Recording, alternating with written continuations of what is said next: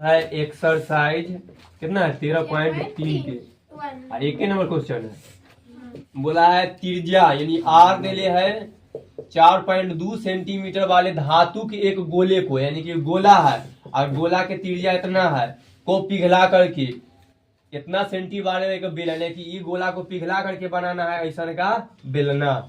ठीक, तब बताना है ये बेलन की ऊंचाई कितना होगा से। एक त्रिज्या देले है 6 सेंटीमीटर, खाली ऊंचाई बताना है। तब त्रिज्या देले है, ऊंचाई बताने के लिए हमको आयतन की जरूरत पड़ेगा। बेलन के आयतन कितना है, बेलन के आयतन हमको नहीं मालूम है, तब बेलन के आयतन कहाँ से आएगा। ये गोला जो पिघल कर बनेगा तब गोला के जी आयतन होगा, यही गोला से बेलन बन रहा है तो एक आयतन दोनों सेम होगा, तो जो गोला के आयतन होगा वही बेलन के आयतन होगा। तो पहले हम गोला के आयतन निकालेंगे।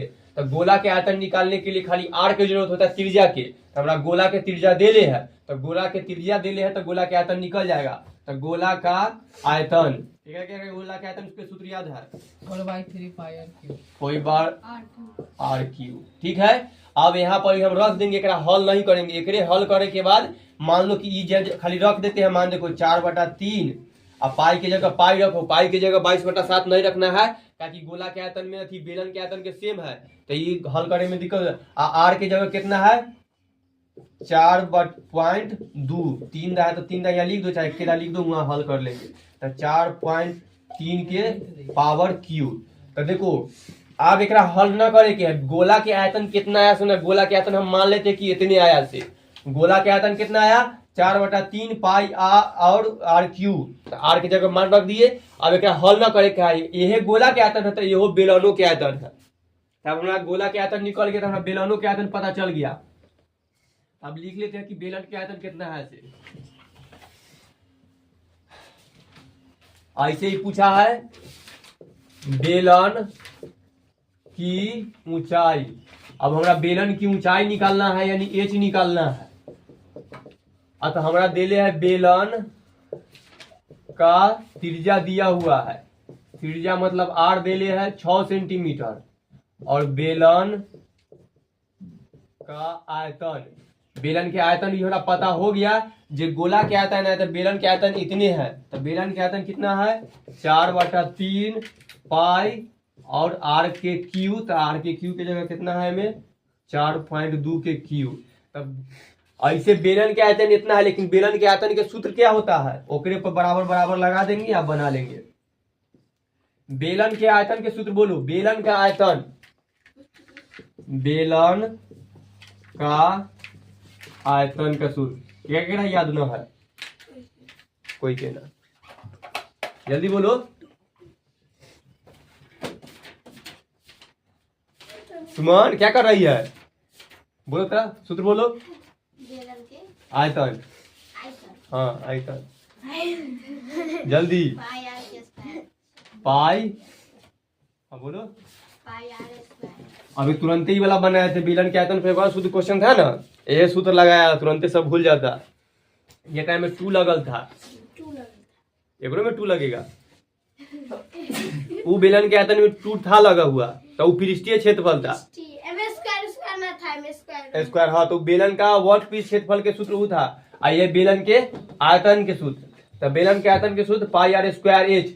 लेकिन बेलन के आयतन है कितना हमारा पास, तो बेलन के आयतन है 4/3 पाई और एक पॉइंट क्या बोल रहा 4.2 के क्यू।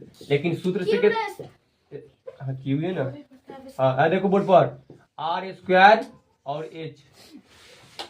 ठीक है, अब देखो यहाँ आर दे लिया है, अब पाई से पाई अब रख देते 4/3 पाई। अब क्या ना 3 हम लिख लेते ताकि आगे काटे में इजी होगा। 4.2 4.2 4.2 बराबर पाई के जगह कुछ ना करके आर के मान दे ले है, बेलन के आर कितना है 6 सेंटीमीटर, तो 2 लिख देते हैं। एच न दे ले है, ये एच हमरा निकाले के है। ठीक है, इतना दूर ना बोलता है समझ में ना रहा। ठीक, तो खाली बोर्ड पर देख रहे कैसे काटती है।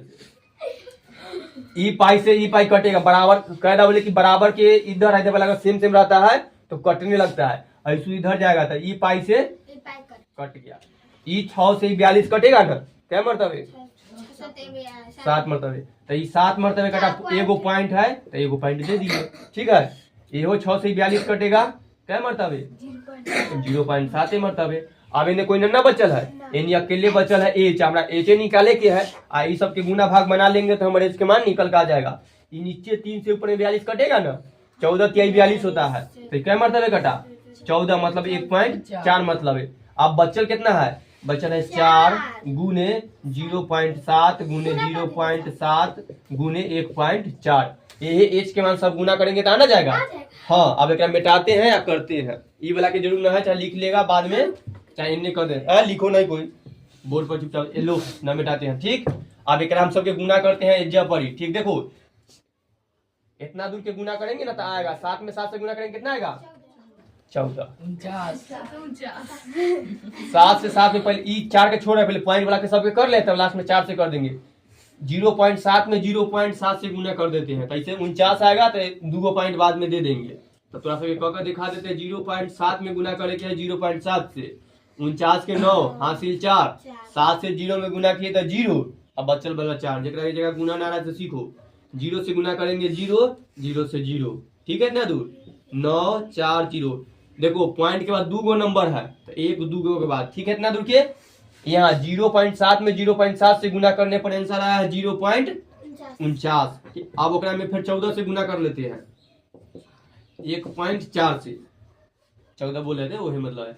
एक से करेंगे तो 36 के 6 हासिल 3, 16 और 3 19 हासिल 1, 4 में 0 से गुना किए तो 0 और 1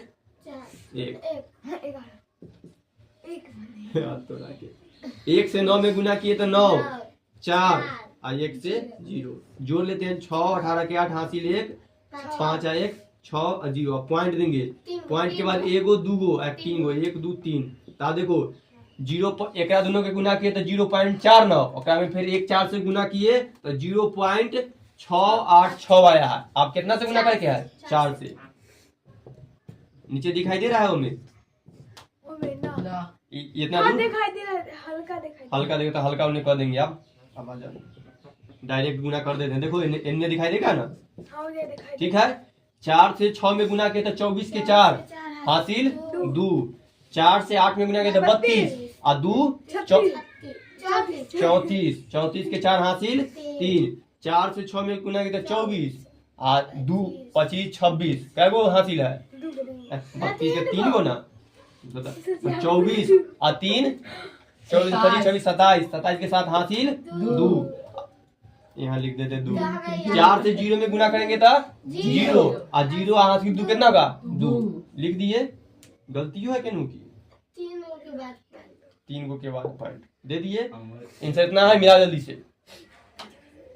हाँ के बाद फिर 4 नहीं लिखा है 0 2 है पॉइंट है 7 4 है फिर 4 नहीं लिखा। हाँ तो वो है भाग करे के बाद बहुत बड़का नंबर हो जाता है ना, तो पॉइंट के बाद 2 नंबर दे दिया, हम एकदम एग्जैक्ट नंबर आ गया है 3 नंबर वाला, तो बस हो गया। तो आंसर कितना आया, तब बेलन की ऊंचाई कितना है 2.744 सेंटीमीटर में है, तो ये ऊंचाई आया। तो ये वाला गुना भाग की सब अच्छा से लिख लेना, एक आंसर लिख लो। यहाँ दिखाई दे रहा है, यहाँ लिख दे H बराबर 2.744 सेंटीमीटर। इस स्क्वायर में ना होता है तो एक गुना किए 4 से तक कर ले, तो ई H के मान निकल कर आया। तो बेलन की ऊंचाई कितना है सुमन बना, अबे तो तू पीछे से देख ही रही है, जल्दी से छापो बोर्ड पर से ही सब।